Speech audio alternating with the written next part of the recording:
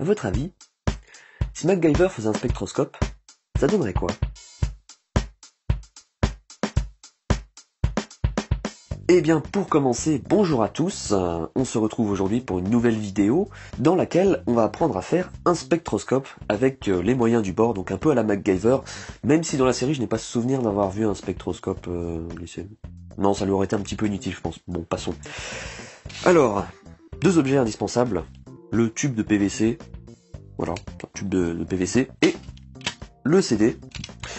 Oui, vous en doutez un petit peu évidemment, donc le CD qui va nous servir à diffracter les rayons lumineux. On va expliquer ça tout de suite au tableau. Alors, avant de commencer, laissez-moi vous expliquer un petit peu comment va fonctionner le spectroscope qu'on va construire. Alors, il s'appuie sur un phénomène physique bien connu qui s'appelle la diffraction. La diffraction, c'est ce qui se passe quand de la lumière traverse une fente étroite, notamment donc inférieure au dixième de millimètre à peu près. Et donc ce qui se passe quand la lumière traverse cette fente, elle ne donne pas une raie unique, comme on pourrait éventuellement le penser, mais plusieurs taches, donc dites taches de diffraction, qui sont espacées de mesures qu'on peut calculer, même il y a des formules physiques pour ça. Et ce qui est intéressant dans notre cas, c'est que la largeur de la diffraction, plutôt la déviation de la lumière, va dépendre donc non seulement du diamètre de la fente, de la distance, mais ça nous intéresse pas vraiment, mais surtout de la longueur d'onde et de la couleur donc de la lumière qui lui arrive dessus. Nous, ce qu'on va faire, on va utiliser un réseau de fentes, c'est-à-dire plusieurs fentes mises côte à côte, très finement espacées bien sûr. La largeur entre deux fentes est à peu près de l'ordre de grandeur de l'épaisseur d'une fente, donc très serrée. Ce qui va se passer dans ce cas-là, deux phénomènes physiques vont se combiner, c'est-à-dire de la diffraction, comme je l'ai dit au-dessus, et des interférences.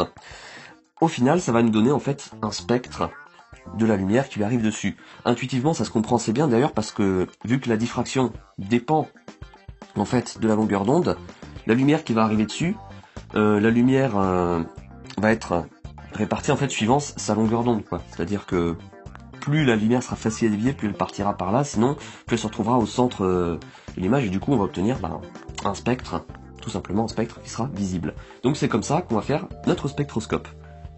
Donc, on a parlé d'un réseau de fentes. Vous l'aurez compris, les fentes on obtient à l'aide du CD. Magnifique objet, voilà. Magnifique objet, pourquoi? Parce que justement, comme vous le savez peut-être, le CD, les informations sont gravées dessus sous forme de petits trous. De petits trous dans l'état justement qui nous intéresse. Ce qui n'est pas le cas d'ailleurs au passage du DVD, qui a des trous plus serrés. Et du coup, j'ai essayé pour vous, ça marche nettement moins bien avec un DVD. D'autant plus que le plastique des DVD est beaucoup plus cassant, elle se coupe moins facilement que celui des CD. Bon, passons.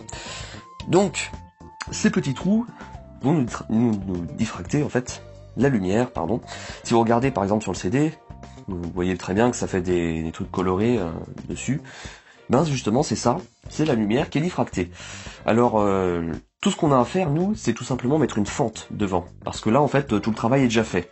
Donc en gros quoi, on retire la pellicule brillante du CD, après on s'arrange pour découper ce qu'on veut dedans, et là après il n'y a plus qu'à mettre une fente devant, et ça y est, on a un spectroscope. Donc c'est extrêmement simple. Voilà. Je vais en profiter aussi pour on va dire casser une légende qu'on voit souvent sur internet disant que ça ne marche pas avec des CD gravables soi-même. Eh bien si, et même je dirais ça marche mieux qu'avec les CD qu'on peut acheter dans le commerce. Pourquoi? En fait parce que les CD du commerce sont donc constitués de petits trous, comme je vous l'ai dit ici, de petites alvéoles qui servent à coder l'information. Les CD à graver soi-même sont pas pareils. En fait, donc ça se fait sous forme de brûlure, hein, vous savez, notre graveur brûle et non pas ne laisse pas des petites alvéoles mais brûle en fait les données à graver dessus. Et pour pouvoir faire ça, pour pouvoir s'y retrouver en fait, il faut qu'il y ait une spirale pré-gravée sur le CD. Donc le secret des CD gravables comme ça, c'est qu'il y a déjà une spirale qui est préfabriquée, donc une spirale sous forme de comme ça, hein, exactement la même chose, mais on va dire en moins épais, en moins fort. Et donc ça marche même mieux parce qu'on a une spirale qui est bien continue, alors que là on a des petits trous partout qui sont parfois irréguliers. Donc vous verrez la diffraction faite sur un CD acheté dans le commerce est en général un peu moins bonne que celle-là. Donc d'où l'intérêt d'utiliser ça. Donc ça marche très bien avec des CD à graver soi-même, hein. N'hésitez pas à le faire. Je sais pas pourquoi il y a des gens qui ont décidé un jour de dire que ça marchait pas. Testez par vous-même, de toute façon vous verrez bien. Voilà, et donc on va passer à la fabrication de ce spectroscope. Bon, on attaque donc la fabrication. Voilà. Petite liste du matériel qu'il faut donc. Vous l'avez vu, un tube en PVC. Bon, celui-là est traîné dans la cave, donc je sais même plus quel diamètre c'est, mais bon, peu importe finalement. Donc pour couper du PVC, le plus simple c'est la scie à métaux. Voilà. Un tube de colle.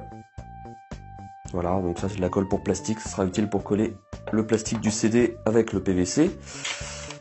Pince à épiler, ça va nous servir pour retirer la couche brillante du CD, c'est ce que j'ai trouvé de plus pratique. Hein. Voilà, donc bien sûr un CD aussi, utilisé ou pas, peu importe. Donc je vous l'ai dit, prenez plutôt des CD gravables, enfin non pas gravables, pardon, des CD gravables, inscriptibles, ça marche globalement un petit peu mieux je trouve. Voilà, avec la pince à épiler. Et puis un carton pour faire une fente, ciseaux pour couper le rond dans le CD, et puis c'est parti quoi. Donc on attaque avec la pince à épiler et le CD. Donc on commence par le dépelliculage on va dire du CD. Donc on va le faire dans la boîte quand même pour essayer de ne pas trop le rayer. Donc le but c'est d'arriver à l'ouvrir. Enfin, une petite empaille dessus.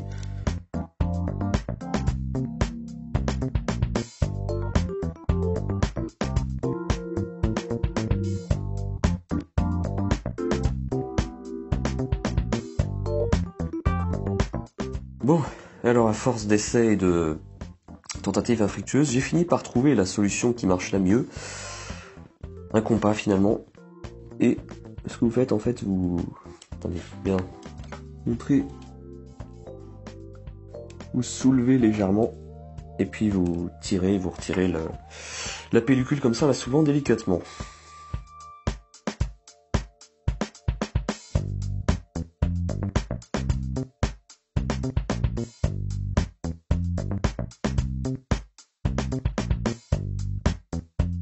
Deuxième opération, collage du carton à l'entrée pour faire une fente. Bon, ça, je vais vous montrer vite fait, mais bon, a priori ça vous savez faire, ça n'a pas l'air trop compliqué.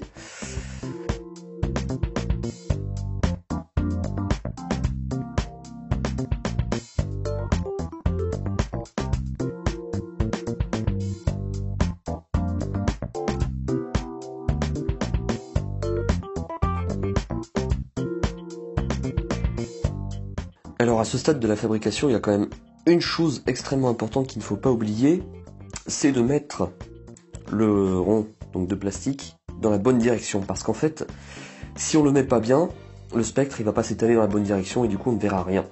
Donc il faut regarder tout simplement une lampe ou n'importe quoi d'autre et mettre le rond devant le bout du spectroscope quoi, et puis de tourner jusqu'à obtenir le spectre bien comme on veut, bien étalé donc à l'horizontale et non pas à la verticale parce que sinon on verra rien.